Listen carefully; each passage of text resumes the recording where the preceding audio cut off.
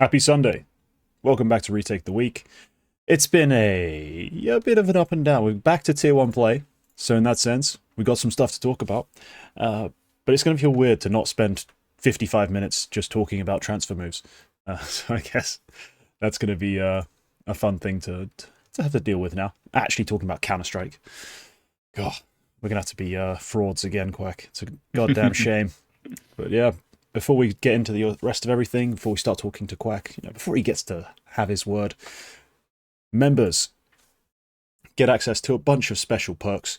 They get behind the scenes content, of which there's one demo review that came out last night. There'll be a demo review that comes out Monday night, and one that comes out Wednesday night, and one that comes out Friday night, I believe. So there's a bunch of member content coming, as well as the Retake the Week behind the scenes interviews with players, coaches, and whoever the hell else responds to my DMs. And there will also be special perks once a month as you get to join in the member Q&A and ask us any questions that are on your mind. Finally, holy shit, I have nothing else to promote. I'm going to promote Quack stuff for him. Quack's now doing Elite Clan content, and he's got a bunch of podcasts he won't stop telling me about that are going to be coming soon, and I'm sure they're going to be really interesting. So, Quack, do you want to tell us more? How's it going, by the way?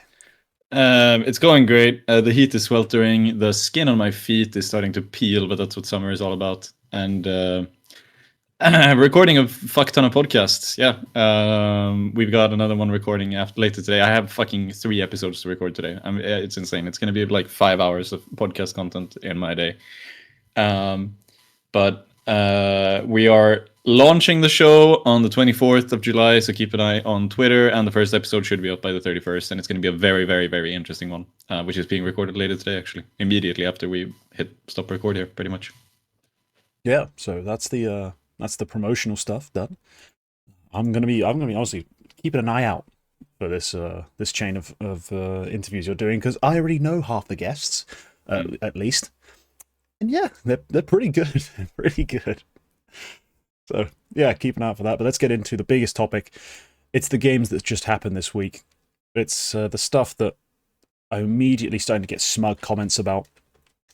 It's EWC. Now, usually, at an event like this, we get some odd performances. We don't usually get only what would be considered odd performances by most people's standards. Like, the level of play among some teams that everyone's expected to do well was pretty tragic. And then we got a bit of a honeymoon run from G2, which I think is where we got to start, because on the double swing, no one picked G2. Now, the 2 people I had on my show with me, Yumi, as he always is, and Hawker, our special guest, both had more nice things to say about G2 than I did, about their move to get snacks, but neither one picked them, because I think both of them, it's a coin flip, really. When a new team like this comes together, IGL changes. Is it going to be honeymoon or time? They need time to figure it out. I think both of them put their money on time to figure it out. They should have put their money on honeymoon, because this is about as honeymoon as it gets. Hunter dropping like 1.8 ratings on any map is crazy. That's honeymoon shit. Nico playing like he's about to win Player of the Year, honeymoon shit. Mabs is actually not played as many super hard anchor spots, or just based on the maps they've had to play, they haven't actually been as hard anchory, the positions he's played. I've even seen him on Ancient, the one map where I expect him to just be isolated for an entire CT half. He still got to play more actively in mid, so they've actually not dumped on him like the super bitch roles that we expected on the defensive end. And on T side, he does get to take some entry engagements here and there, so he's not been as maligned. I still don't think he's being fully used, but yeah, it kind of feels like they're playing a sort of loosey-goosey, everyone calls their own shots sort of play, and it's really working because holy shit are they shooting hard. That's pretty much my assessment of it. Quack, have you been able to discern anything more? Is Snack secretly a tactical genius? No, at least I don't think that's showing just yet. I think this is perfectly expected almost. Come out of the gate pretty short notice in terms of the recruitment of the players they got and everything. There was a break, and I'm pretty sure G2 actually do take their break properly. They probably only had a couple of maybe 2 weeks of practice at most. with this new team. There's a lot of stuff to iron out, obviously. And pretty much everyone has had to move in some regard, which is not exactly ideal when you're building a new team. I mean, relative to where they played before, everybody has probably moved it on at least one map, one position. Though I haven't checked that fully. I think it just kind of makes sense to everybody. They come out of the gate and they go kind of like, let's just do whatever the fuck and see what happens, and then we'll use that as a starting point to actually try to build something later on. And of course, when you do that, it's kind of hard to be anti-stratted against. And when you have players like Mobs, Nico, and Munisi who will just play very, very, very well, of course, that style is also going to work quite well. So, I mean, I'm not really sure if I agree with what Taz said. Quote unquote, it's really hard to play against us. I don't think we have a weakness in the team. I don't know if that's necessarily true. That's quite a strange thing to say so early on. Yeah. I'm sure I've not actually read the interview, but I'm convinced it's in context of right now. I believe he thinks the team is hot, and therefore they have no weakness. I mean, Snacks, rating-wise, is by far obviously below everyone else. But I think that's kind of what he's getting at, is that you can't abuse any of them right now. You can't, like, isolate a player, because he's still going to pull out a miracle. He's still going to, win fights. There's no weakness on the side in that sense. But really, the story of the team is a massive, massive increase in performance from Nico. Like, we're talking CSGO Nico, essentially. Like, he's playing crazy stuff. And that series against Spirit, Mirage, and Ancient, Mulbs MD, was brilliant. Like, he played really well. So, without him, and especially this was mostly T-side play as well, in those two maps where he just went nuclear. I think without Mulbs MD also stepping up so massively, they probably don't get as... they might still be able to beat Spirit, but it's not 13-8, 13-5 on the maps they win, you know what I mean? It's probably a lot closer if they make it across the line. So yeah, I do think the individuals have played a huge part of this. No weakness is a bit exaggerated, but yeah, huge level of performance that you just really couldn't predict. You couldn't expect this. And then that Virtus Pro series... ridiculous. It's just, that does too. I missed it because I was out and about. I come back, sit down, watch the game at like midnight, like half midnight. I was about to go to bed. I just finished recording a bunch of stuff. Like, I'd watched the Na'Vi series. I watched that Dust 2. I have never seen two cousins play Counter-Strike so instinctively and get everything right. Like, every time they looked somewhere, a guy had his back turned to him and they just sprayed down multiple. Like, Nico hit some of the most ridiculous, like, 1Ds, M4A4, like, 7 or 8 bullets in a row, all on someone's head in one spray. You're like, this is ungodly.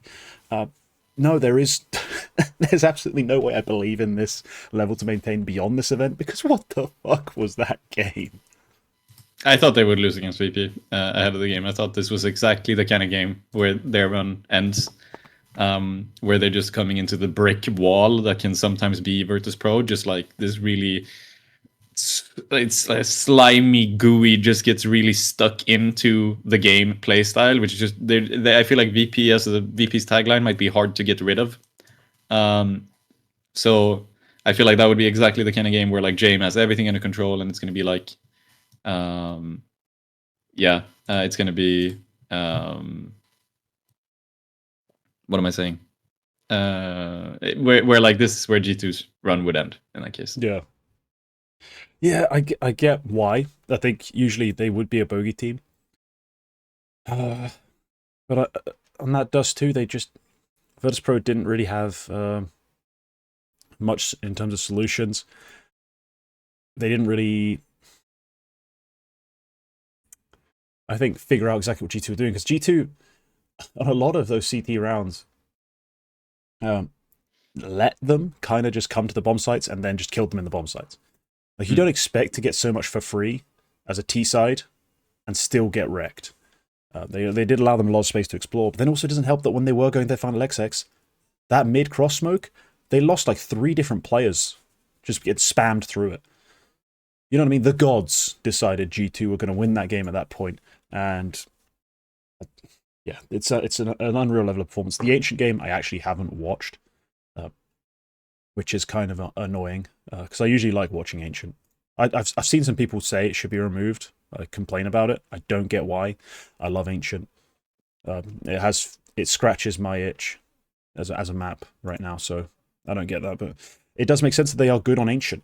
You know, they have players who like to take map control, who like to brawl, who like to make plays, and they also have players who just pop off if you give them the right flashbang, just one right flashbang, and you give them a triple kill. So they've been able to just really use their individuals in that sense and be dominant on the map so far in this very short run. But let's talk about someone else, because you brought this up, you put it in the notes, and it's right. The 4 top-rated teams in the world, Spirit, Vitality, Mouse, FaZe, all by the standard we expected, or at least we'd hoped, underperformed. And I think the biggest one for me personally, in terms of my biggest gripes, is Vitality.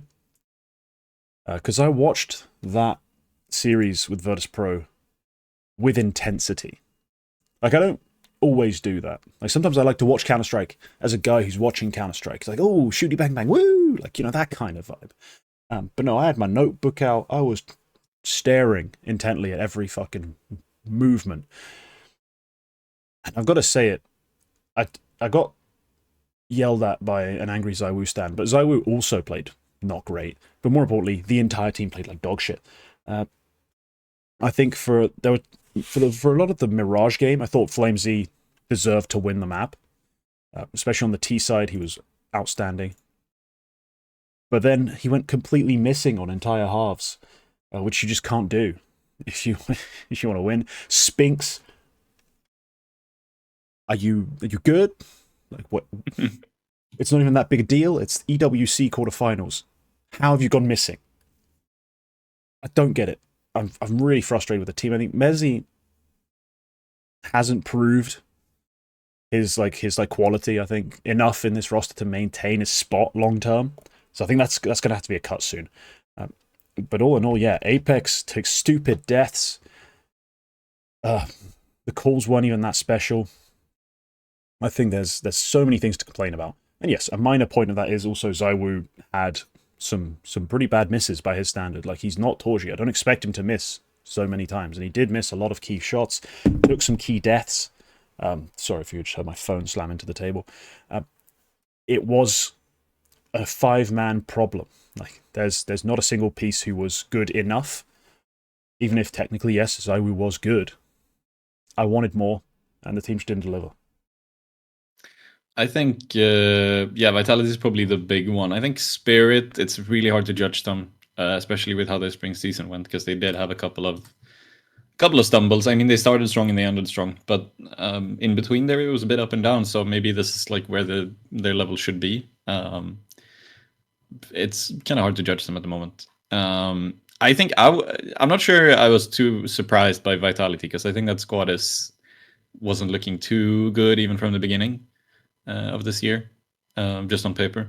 Then they played a good game, but there's something which just isn't really enough. I was more surprised about FaZe, because the entire reason why they were, or like the explanation that was always given about why they were underperforming in the spring season, it was because of burnout, because they had so many maps, and like everybody, like Kerrigan was talking about, oh, we have so much going on right now, we're kind of stressed out, you know, it's gonna be nice to get a break. Now they've had a long break, and they come out of the gate and they're still bad. Like, they're still way below where they probably should be. So, because I mean, they did play a fuck ton of maps. The squad has played 106 maps, which is some of the most in all of 2024, I believe. But like, oh yeah, it's just, I was a bit surprised that they didn't actually end up going further, considering what the narrative was in the spring season. But But they are also underperforming, like, quite significantly.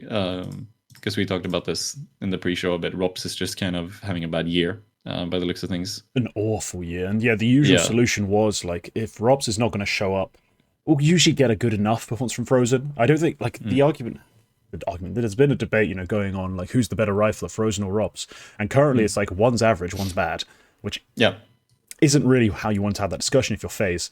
But Brokey's usually been the guy who's stepped up, replaced a lot of that impact, found key multi-kills, he's been a really good AWPer this year, probably like the 4th best in the world. He just wasn't able to do it here, and that's going to let them down. That's how you lose a close series to Na'Vi. Like, you didn't even have any fraggers really step up against Na'Vi. Karrigan had a crazy Mirage game. Like, Karrigan had highlight after highlight on Mirage to keep them in it. But despite that, because no one else was there, they still lose that close game. So I'm waiting for FaZe to come back to form, because this is just not the FaZe I expect to see. It says a lot though that with what Karrigan playing out of his mind on Mirage and no one else, Rain playing out of his mind on Nuke and no one else. They have 2 close games against Na'Vi. That's still, I think, kind of impressive. They still have something there. They just need to find themselves again. So they are disappointing. Okay, I think we should just quickly cover Mouse and Spirit. So Spirit, no Donk, no fun.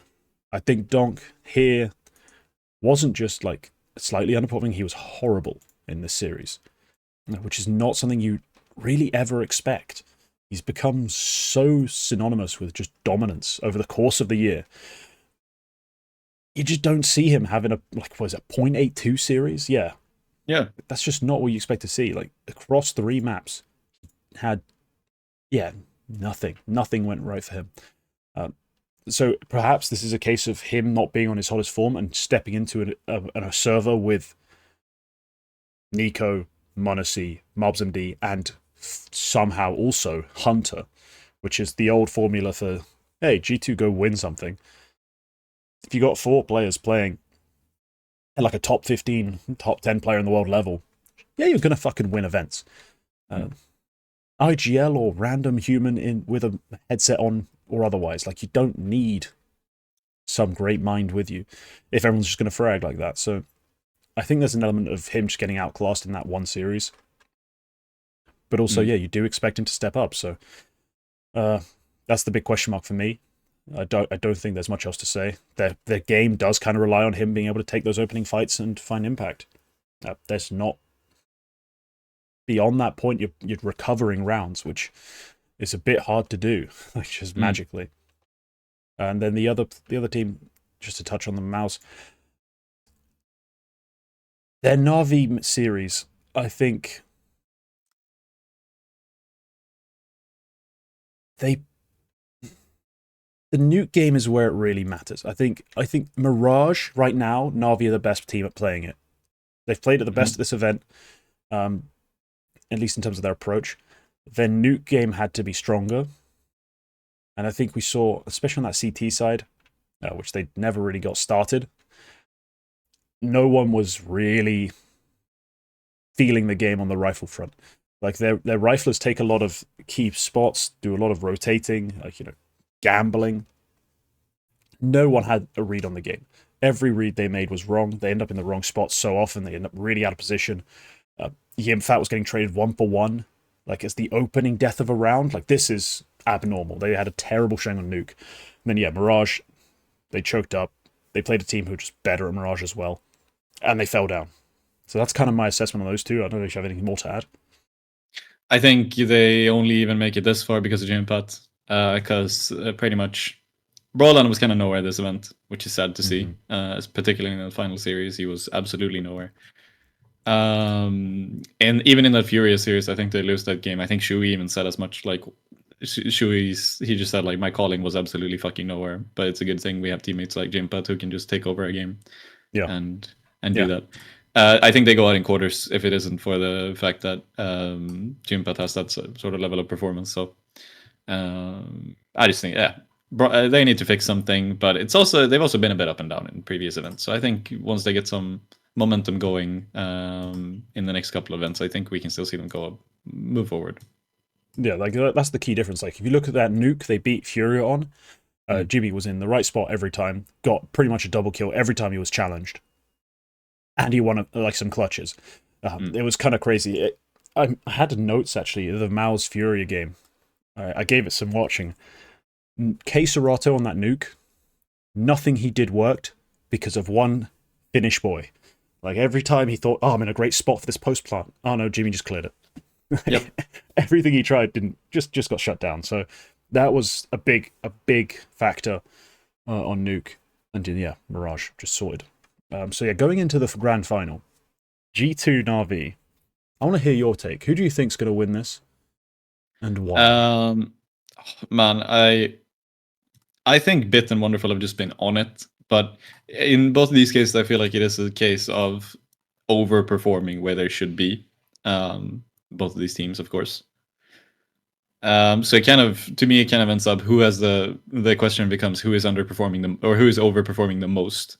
Who is going to have trouble sustaining their overperformance? And for me right now, that's going to be Navi, because at the very least, Nico and Munisi, yeah, they should be able to sustain like a 140 rating over an event. They have done it in the past. They should be able to do it again. We sort of expect them to, when a team is functioning well, that's where we expect them to be in some of the events. Navi, on the other hand, they have completely struggled to activate their star players all year, and then here they work, and I'm sort of thinking that's got to be another fluke. So I'm leaning G2, but it's a hard game to call. I think this might be the one where Alexi B could shine. If there is a tactical weakness in G2, that's probably, maybe we could see it here.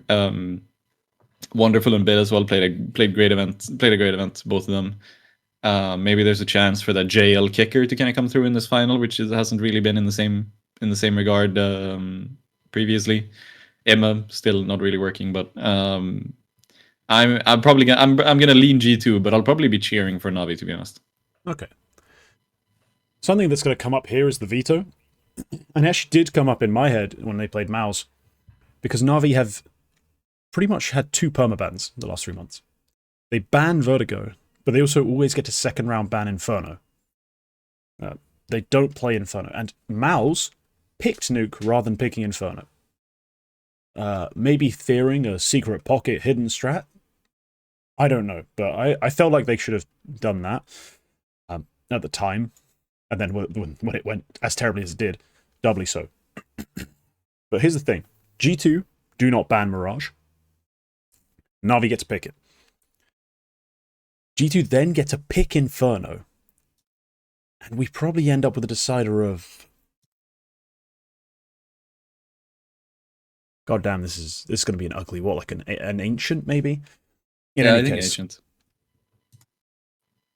I liked it until I calculated the third map. And now that I think about it as well, G2 don't like to play Vertigo either. So they might just take a free ban on Mirage and force Na'Vi to pick Dust 2, potentially even pick Ancient early, or even pick a nuke. There is no map I like Na'Vi picking if Mirage gets banned in the first round. So I'm struggling. But the reason I actually don't think your assessment of the stars is right is because it's the right stars for Na'Vi. The players who should be good, in theory, in their system, have been good at this event. So I don't feel like it's too unreasonable to expect it to maintain. When it's JL, the major, he's doing stuff like winning them rounds that should never be won.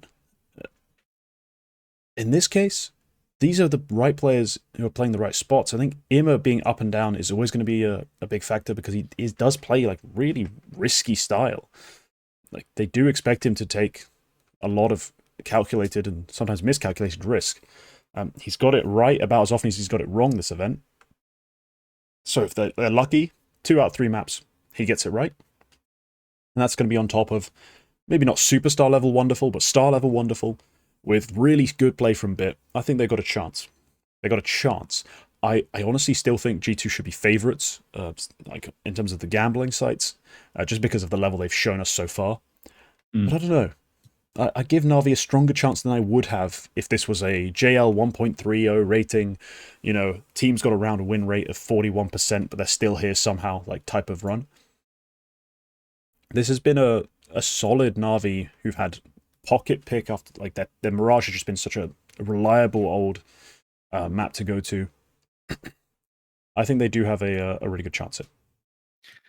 Yeah, You're right about Bit and Wonderful being the starts that should work. It's just that they just haven't before. It is just the fact that Nico and Manisi have worked several times over the years. Yeah, so well as well. Yeah. And Bit and Wonderful just really haven't. So, I mean, maybe this is the start of the system finally starting to work, in which case, good for Navi, I suppose. And they're properly dangerous. But, maybe that's going to be the tail of the fall season. In that case, good on them. But for now, the frame of reference we have is the spring season, where it didn't really work out. They play well. Bit has kind of been, in my opinion, he's been nowhere near where he should be in the previous couple of events. In my opinion, I think Wonderful, his average speaks highly of him, but he has a lot of inconsistency. The only time a good performance out of Wonderful has coincided with a good result at an event has pretty much been the major win, which kind of speaks against the fluke part of it all. So I think we have an interesting series on our hands for sure. But it's very hard to predict. I think it's very hard to predict. Yeah, we'll see what comes up. It's going to be fun. I'm going to be doing a watch party with Thorin for that event. It's brought to you by Thunderpick, so tune into that. It'll start about half an hour before the game starts, roughly, and I'll be smelling the grill smoke coming back from a barbecue to enjoy that. So it's going to be great. Yeah. At the same time, I'm going to be on Ice Clan, the Swedish grassroots team's Twitch channel, doing Ice Show, which is in Swedish. But if you are Swedish, check it out. Come into chat and talk some shit. Yeah, very busy boys today. Right. That kind of wraps up EWC. I don't think there's much more to talk about. And now we're going to move on to one of your specialist topics, which is Valve rulings, etc. There's been an update to the Valve rules, and I'm going to be honest, I don't really do reading, so I have no idea what happened. I saw some other people talking about it, and you've put some notes in here that are very nice, but I'm going to let you explain exactly what the big changes are. I'm sure some of these look like we've had these conversations before, but maybe not the exact specifics. So what's new? What is new is that this is a very, very, very important clarification of the change in the ruling that we got last year. Last year, it was made known that all events going forward would need to use the Valve ranking as basis for their invites or open qualifiers. No more just like invite whoever the fuck you want. No more inviting Revenant to Sky Esports Championship, for example, when they are a completely brand new team. And there were still a lot of question marks. What exactly does this mean? Does this apply to all events? Is the Icelandic top division going to have to invite a lot of European teams? Are they going to have to do it in their order? Are they going to have to, are they going to be bothered if they break the rule? What's the penalty? A lot of stuff wasn't really clarified. We have now got this very important clarification, and it actually changes everything a lot more than we thought it would. But to start off, the Valve ranking will now only include events which are licensed by the tournament organizer, which means that they apply for hosting. They basically apply for hosting an event, the maps of which are going to be included in the Valve ranking. Part of this process is that there are now different kinds of events codified in the rules, which is also means that tier 1, tier 2 events are now proper terms. Which is going to be confusing because people are going to be talking about tier 1 events and they might be talking about a tier 2 event. But this is now a proper definition. The kind of event you run, if it's a tier 1 or tier 2 or wildcard event, I'll get to the wildcard in a second, dictates what kind of invites you can hand out, what kind of rules you need to follow when announcing the event, in the sense of in the interest of transparency for viewers and teams. There's a bunch of different rules. So I'm going off the top of my head here, but I think the tier 1, if you're hosting a tier 1 event, you are forced to invite everyone from rank 1 and below. And you are also forced to send out invites to 1.5 times the amount of teams that you plan on attending or you plan on inviting. So if you have a 16-team event where the top 8 are invited, you have to send out invites to the top 12 on the world ranking. You could also do, this wasn't explicitly said, But I think you could also do subdivisions. So you could also say we want to like regional subdivisions, where you want to go. We want to host an event for Canadian teams, and you could go. We're going to send out invites to the top 4 Canadian teams, or top 6 if you're hosting a 4-team event.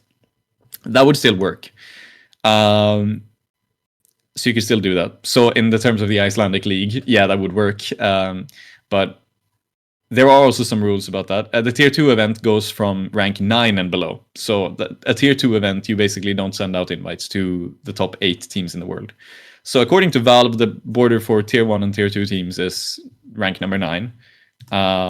So, for example, I think one of the LANs that we ended last season with, or one that is upcoming pretty soon, the Sky Esports Championship, this would be solidly a Tier 2 LAN event. The highest ranking team attending in the HLTV ranking is the Mongols, and I think on the world ranking they might be 9th now that I'm thinking about it. But yeah, they would also need to invite quite a few other different kind of teams, because they have invited Perivision, DMS, and Revenant, which sit quite far away from the Mongols. Of course, like, it doesn't mean that every team in between there has to accept, but they need to be handed the invite.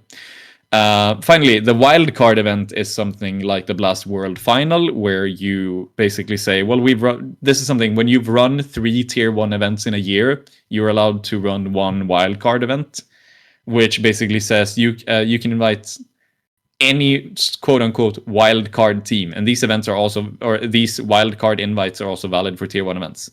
A wildcard team is a team which has 3 or more players who were ranked top 8 at some point in the previous 12 months, or won a Tier 1 event in the previous 12 months. So it is basically saying, even if there is a team which is very good, but they sit 9th, or you want to make sure that this team especially is invited, you can invite them. But you have a limited amount of those invites, and wildcard events are basically a bit different. It's more like, you could also say, it's basically the Blast World Final, where you could also say, well, everybody who won a Blast Spring or Fall Final event, or in this case, their new format's going to be different, but you could basically say that, and they're going to go to that event, and that's going to be fine. So a lot of things are still going to be unchanged. IEM Cologne and Katowice, they're going to be allowed to run the same sort of structure again, with the play-in and everything. Or you can use open qualifiers. That is also an option. And you are allowed to have staging in between there, so you can still do the thing where you have a closed qualifier with 4 invited teams and 4 open qualified teams, and then they play a closed qualifier for that. That is still fair. They aren't putting any limits on that. I think the only limit is you cannot invite... I think you can't invite more... If you invite 8 teams to a 16-team event, I think you can't put more than 8 of those in the main event. So you can't do... it's something like that. All of it is in the GitHub repo if you want to read. Finally, we get to the unranked events, which is events that are not going to be included in Valve's ranking, which still have some limits on them, which is they are limited in prize pool, which is pretty much the only thing.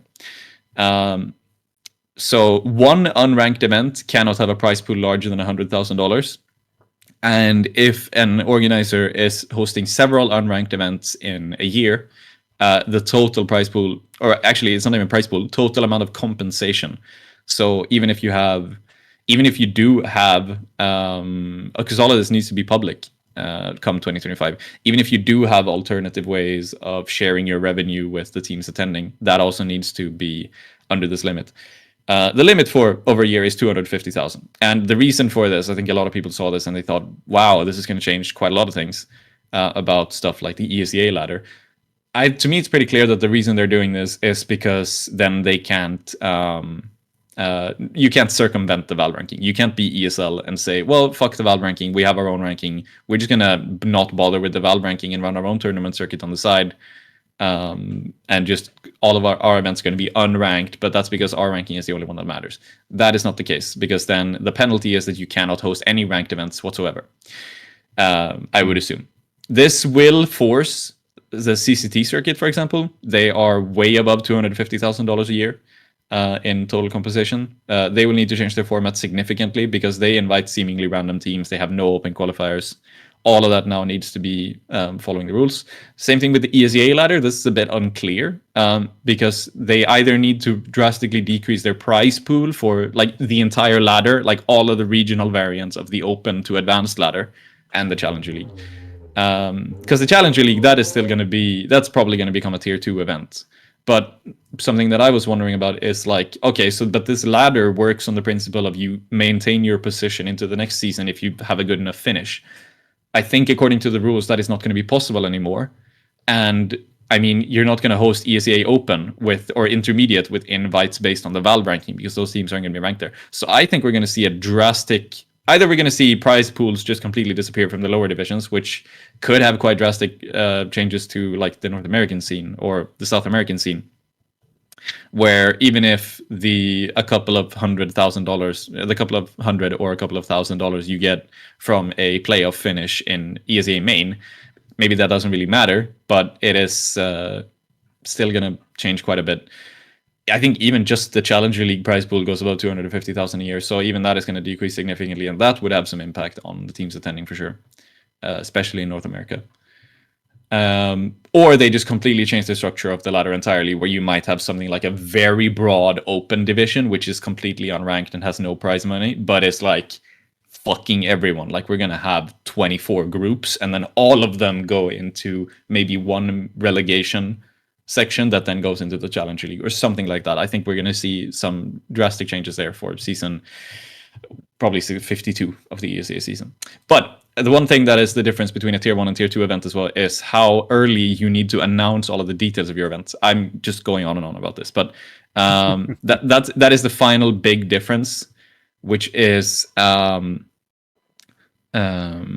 1 events it's going to be a gradual increase, but the end point of all of this is that 1 year ahead of the event, you need to have announced the location, the dates, the prize pool, etc., etc., etc., the amount of teams. That needs to be announced 1 year ahead of time. And specifically the date and who is organizing the event has to be announced 2 years in advance after 2025. So if you're hosting an event in 2027, you need to have the dates publicized. Caveat to this. That's going to be difficult, but all right. Caveat, yeah, that's what I thought. Because I thought, well, maybe Royal Arena don't want to book up a Blast event 2 years, 2 years ahead of time, because they might have a big concert or something, which, they might want to hold out. So then they would either be forced to, in that case, a tournament like Blast, who might want to book Royal Arena, would probably have to look for an alternative venue. Caveat to this. Nothing in the rules says that you need to stick to the dates. There's nowhere in the rules does it say that you need to stick to these dates that you publicize. So maybe it is just that you need to say, we are planning on hosting this event in week 13 of 2027. And then later on you can go, actually, we couldn't book it. We're going to do week 14 instead. Maybe that is the case. But I just didn't read anything about having to stick to the dates. Okay. But that's the run through. So a lot is going to change. A lot of the tier 2 circuit is going to change, particularly in the tier 2 circuit, because that's where we had the most sort of weird events with weird invites. This is very good for teams who are struggling to get invites. Johnny Speeds is a very notable one. I think it's been said before that, and I've said this before, I'd like to make a correction here. What I had heard is that they had troubles getting invites because of rumors behind the scenes around some of their players. Sort of like some players being ostracized because of radar cheating accusations. Spook, namely, because Overdrive had that whole thing a couple of months or years ago. Yeah. I have now talked to Johnny Speeds. At least from what they perceive, there's nothing of that. It is literally just that some TOs don't like inviting organizationless teams, or teams that they just flat out don't like for some reason. I've heard some other teams have trouble with sponsors think that we are too inconsistent. So like the betting companies don't want teams in this event. I don't know if that's true. Johnny Speeds are not exactly inconsistent. They have something like 80% win rate in the past 3 months, and yet they can't get an invite to a B tier tournament. So I mean, they're not the only ones. Project G we mentioned, I think in the behind the scenes scene, they aren't getting any invites whatsoever to any kind of events. Yeah, to be fair, they're shit though. So no, but this still matters, because these teams are exactly the teams that lay on the border of the closed qualifier invites. Johnny Speeds are way up ahead, but Johnny Speeds do. Project G don't. Illuminar, another one who have a lot of trouble getting good invites. I think they also sit close to the invite limit. They are also not getting any invites too. I mean, CCT is the big culprit because they run pretty much the entire tier 2 scene, and they are very selective about their invites, and there are no open qualifiers to these events. That's going to have to change, which is both a good thing, but also the main. I have two main bad things about this, and then I'll shut up. One of the bad things is this: there is absolutely nothing in these rules about what if there is a banned or suspended player who is sitting high enough in the ranking to get an invite, and who has jurisdiction over that. That is absolutely not made clear. Like the way either TOs still have full control over who they decide to ban for whatever reason. In which case, I mean, they could still be equally. They could just loophole this and be equally selective about who they invite by saying, we have banned this guy on the grounds of they had these couple of suspicious maps, and our referees, their verdict was that they are now banned from CCT events because we think they're radar cheating. That could be one of the interpretations, where they essentially completely circumvent this Valve ranking order rule by banning players on dubious grounds. That's one end of the spectrum. That could be one interpretation. The other end of the spectrum is tournament organizers or any other body other than Valve now have zero jurisdiction over who to invite, including ESIC, which means that all bans which aren't handed out by Valve are now invalid, null and void. If there is an ESIC banned player, like if Sensei joined the 20th the best team in Europe, and they sit 20th in the Valve ranking, despite him having a 3-year suspension for proper match fixing by ESIC, it could be that the tournament organizer still has to invite that team. And the answer to this is the only solution that exists is that Valve becomes a body which hands out competitive bans, which would be the first time ever Valve have handed out a ban over anything other than the major circuit. So this is a question mark that I had pretty much on the first day. Who has jurisdiction over this? And there is no good solution, because the solution is either TOs get a tool to circumvent the rule however they want, or Valve need to get a lot more involved in esports. So that was the one issue. The other issue I had was it's just going to be a fuck ton of licenses. Who at Valve, known for not being able to keep deadlines and do things in a timely manner, who is going to be processing all these hundreds of applications which are going to come in for licenses to run an event? But that is my take on it all, and I will now shut up. Okay. Yeah, I think generally what you've hit on and what comes apparent is just it's going to be more complicated, I think, for smaller orgs. The big ones are going to be fine, but the small ones are going to have a lot of faff to deal with, especially because if they have to, they're obliged, if they want to maintain some sort of prestige, to invite a certain number of teams. Then they have to wait for those teams to say no before they're allowed to go, got to invite someone else. Yeah, it's not going to be very fun for them. That is one of the reasons why you need to invite more. So if you have a 16-team event, you need to invite 24 teams. So you have a buffer of 8 teams can decline before you end up there. But that could be complicated for the tier 2 circuit. Yeah, and then what do those teams do that are like the 24th on your list? Yeah. They've got to accept a bunch of invites on the assumption that they might get in, then they have to say no to something else. This is dumb for them. So yeah. I think there's going to be, for tier 2 events, there's going to be a problem there in terms of not being able to invite whoever they want, having to invite teams who they know are going to be double booked, but they have to invite them. So I think there's going to have to be a lot of openness between TOs and the orgs in terms of publicizing, oh yeah, I've been invited to this, I'm going to accept this. Any other invite, consider auto-denied. Just make it clear as possible and as early as possible, especially if teams are having to announce events, TOs are having to announce events a year in advance and then figure out what the hell they're going to do. It's going to be complicated for them. As per usual, I think it's not going to be that big a deal for big orgs running the big events, but the small orgs trying to run online cups are going to have some fuckery to deal with. It is clear when you read the wording is that a lot of things are worded the way they are, because the obvious questions that would arise is, how does this impact Katowice or Cologne or the Blast World Final or all of these events? And it is pretty clear that a lot of the rules are basically formed around these events. Cologne's format's going to be completely unchanged. You're still going to have 24 teams who get invited directly, no open qualifiers. I think right now we have 23, but that's just because they had the German qualifier. But that's going to be on probably. They could run that. They could still run the German qualifier, but probably I think they ESL have already removed it. I think from 2025 onwards. I'm not even sure we have it this year. But anyway, 24 teams invited, 16 go to the play-in, 8 go to the main event. That is still going to be completely valid in years to come, and Katowice works the same way. But there are events that probably will need to change, and we're going to see. I think that changes for the better. What I think is also for the better is that this whole general thing is like an unprecedented amount of being involved in esports from Valve, or at least being involved in CS from Valve, where they have never been this close to professional Counter-Strike ever.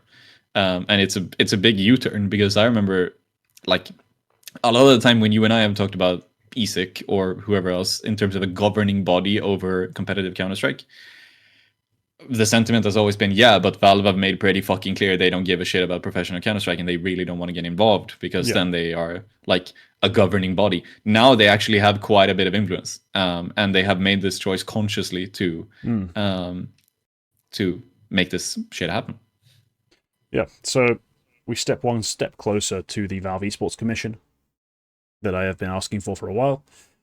But in the meantime, it's just, the small guys are going to get slightly fucked over. But that kind of moves us on to our next topic, which is, well, it's never ending, it keeps coming up, and it makes our lives a mess. But it's kind of fun. The Eternal Shuffle. Let's begin with a move we already knew was going to happen, so I don't think we need to elaborate too much, because it was leaked a while ago. We talked about it a while ago. Yes, leaked by a certain someone. Wildcard have officially added Susp and Fuzi to their roster. You can find interviews with Susp and Fuzi also on dust2.se, conducted by some guy. I don't know. I've heard he's kind of ugly. But the move finally come through. They've actually played some games now already. I mean, they're playing online NA stuff, and I think the Swedes are playing it from Sweden, but they're still winning fairly comfortably in a lot of these games. So yeah, we expected it to be an upgrade over the Riflers and the Rifle and AWP they had. It looks like that is the case so far. Susp obviously was a fairly solid player on Metasport. Glad he's been able to carry that over. Fuzi had crazy numbers whilst playing with the Chinese team. So far, so good. Even for a guy playing on over 100 ping and AWPing, he's still getting his numbers in. So, yeah, that's cool. Not much to add, because we've already talked this one.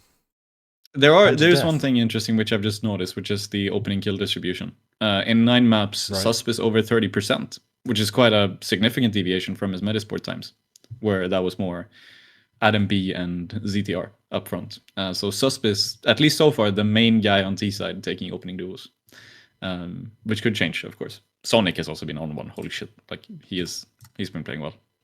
Yeah, he's also needed to play very well, I think, since these two guys have showed up, because there's not been.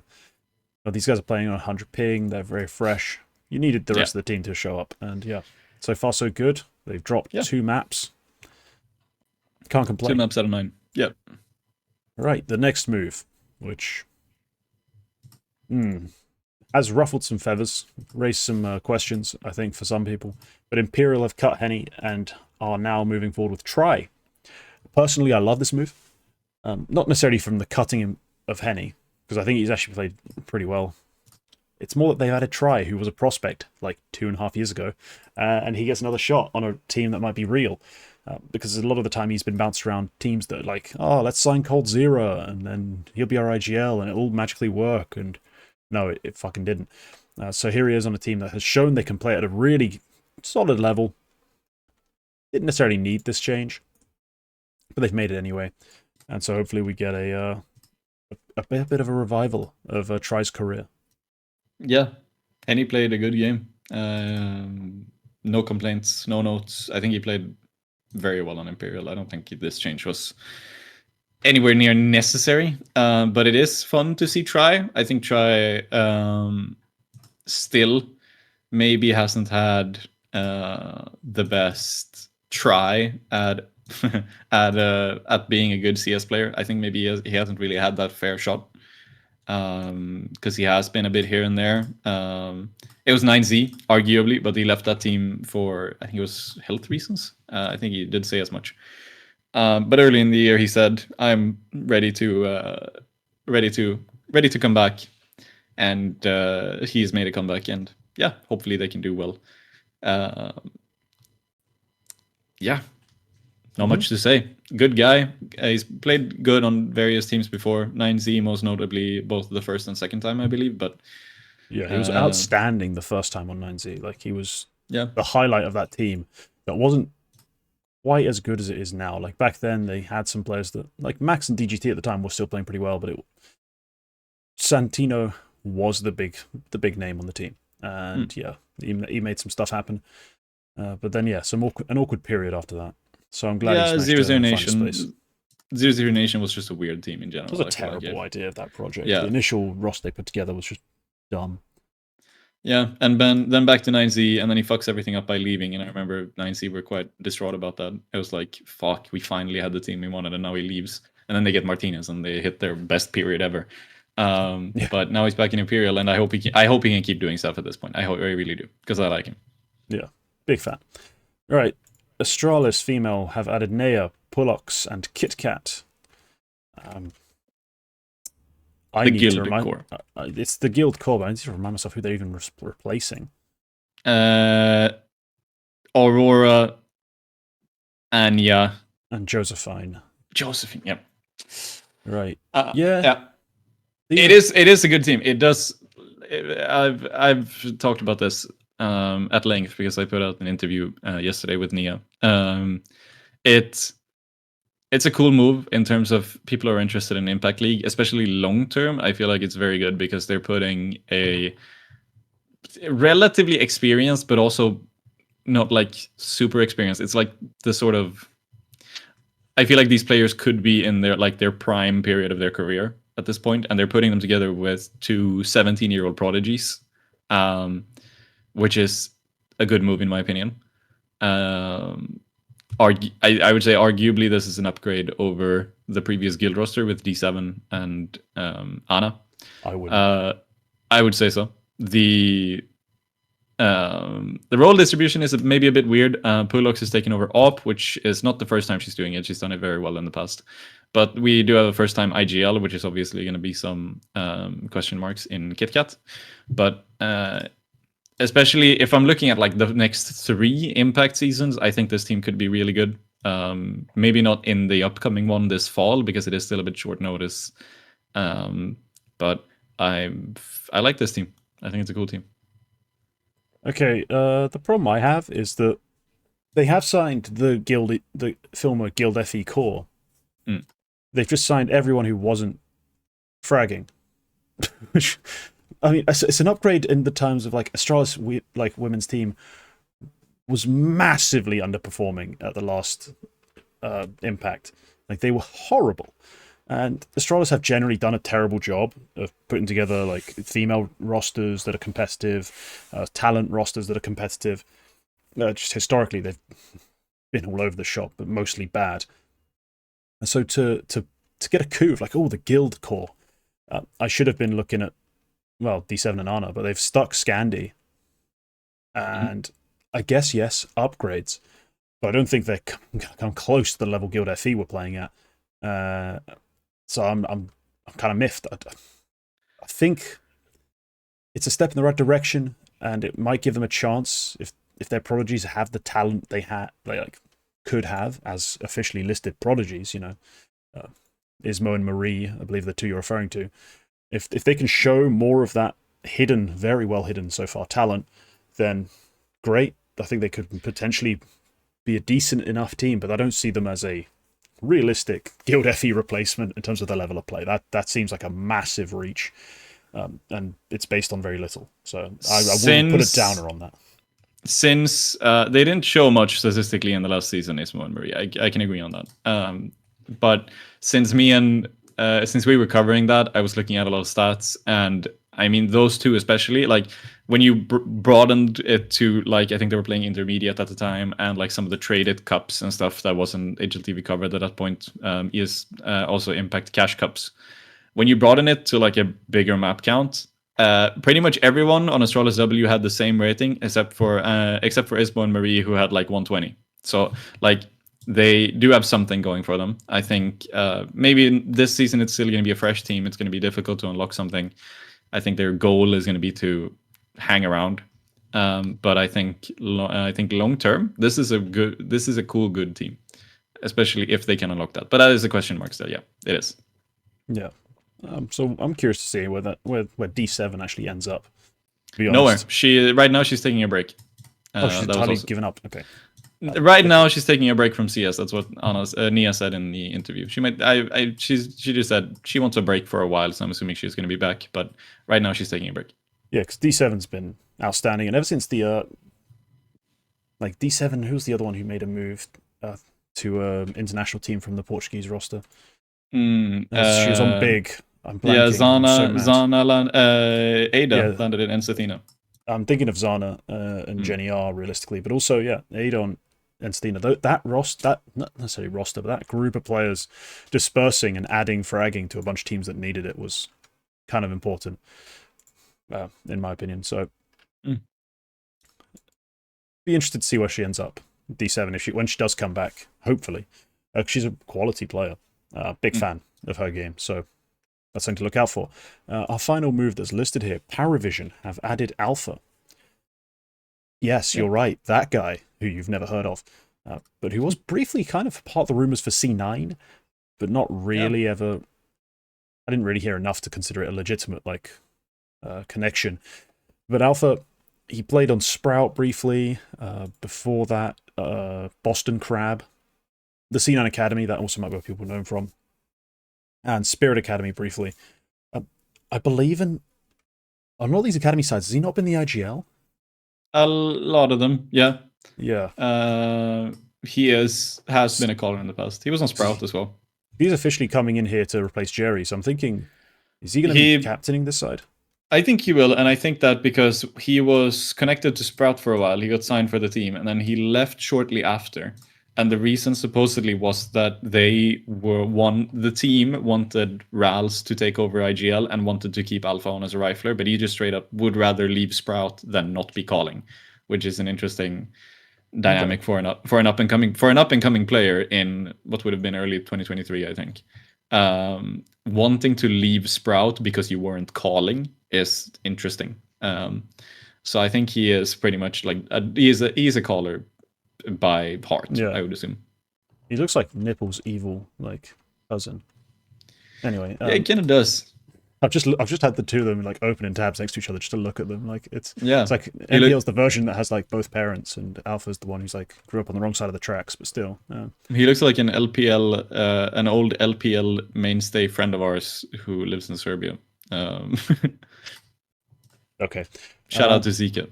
Oh, that's who you mean. Okay. All right, but yeah, Alpha on this Paravision side, which again has been disappointing, I think, to throw this out there, because of who's on the roster. In fact, they've not been able to make it through qualifiers for Pro League, not been able to do anything in CCT play or Challenger League, Res, all these different smaller cups where you'd expect a team with Patsy, Art Frost, Kicker, and even Belchanok at times has been a solid player. You expect this team to do better, and they just haven't. So I've been a bit frustrated with Paravision, but maybe a change of IGL. Coming in for Jerry, who's also an established tier 2 guy, tier 1.5, pushing on that sort of border with Forza for all those years. Maybe Alpha's the fresh set of eyes they need. Let's see. Could be. Right. There's still Patsy on here. Patsy being on here, and Patsy and Art Frost is what keeps me caring about this team, to be honest. But yeah, they're talented. They're really talented, but the team just hasn't worked so far.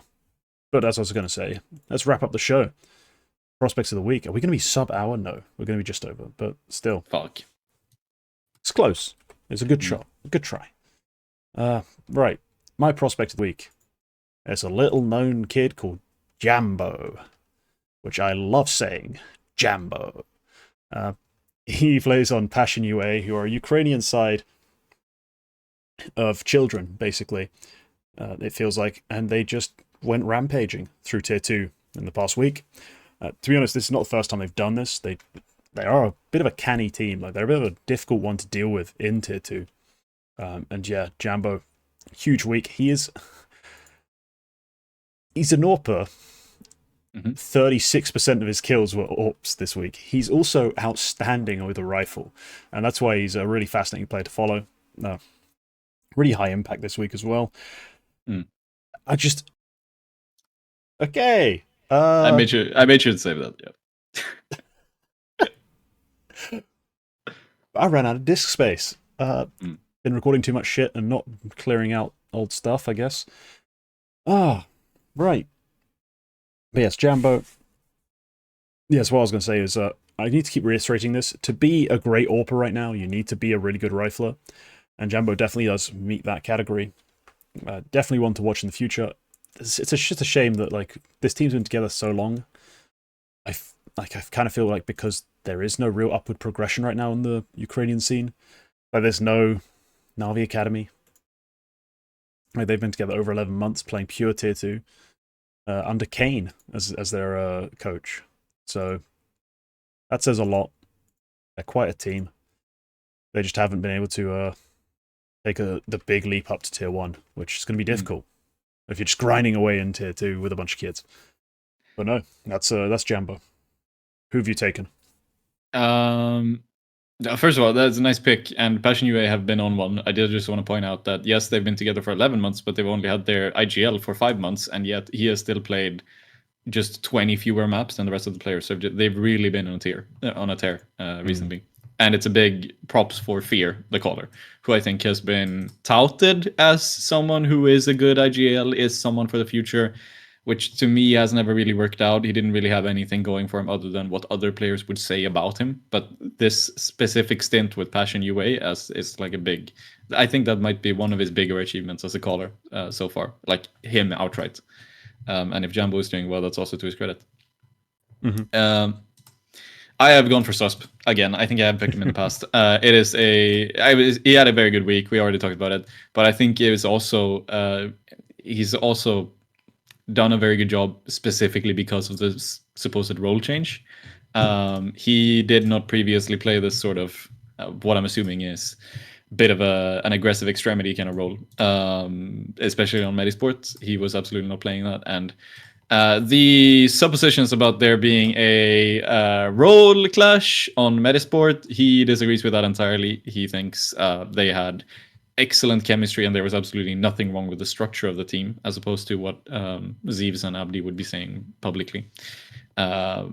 Which is, I mean, honestly, I'd take his word for that. I'd take his word on that, to be honest. But despite that, he has significantly departed from what was his Medisport role, seemingly, and he's doing a very, very, very good job with Wildcard, despite still playing from Sweden. So I don't know. I haven't asked him, but I think their move is happening. I would assume it's happening this week because they have a big gap in their schedule. But things just didn't really quite click, so to the point they could make it there before the season started. So I think we're going to see Wildcard proper in a couple of days' time. Yeah, glad to see the move working immediately. We talked about this briefly earlier. I do think Zevez and Ebdi have a point, but they theoretically, but in practice, the changes they've actually made happen don't really seem to address too much of what I was concerned about. Because my biggest concern was, hey, why are we running this weird support AWP thing and having like I guess you've done a decent job of using like all these star riflers, but couldn't you just have a star AWP and a support rifle? Like, wouldn't this make more sense? Do you know something? Fuzi had 0 Swedish offers. It was in the article. I do know that. Yeah, you do know because you read the article. It's on dust2.se, everyone. And there are many funny translations in that article. The English, the second half of it is in English on Dust2 US as well.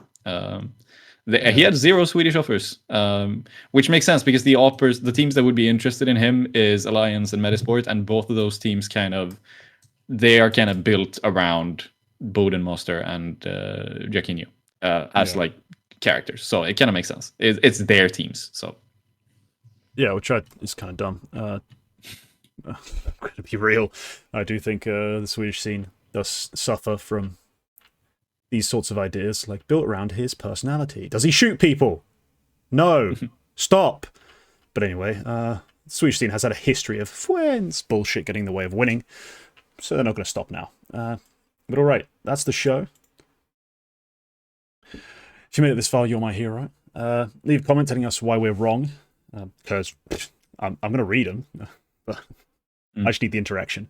Don't really care about the content. But yeah, if you agree with us, I'll give you a little heart, and that's always very nice.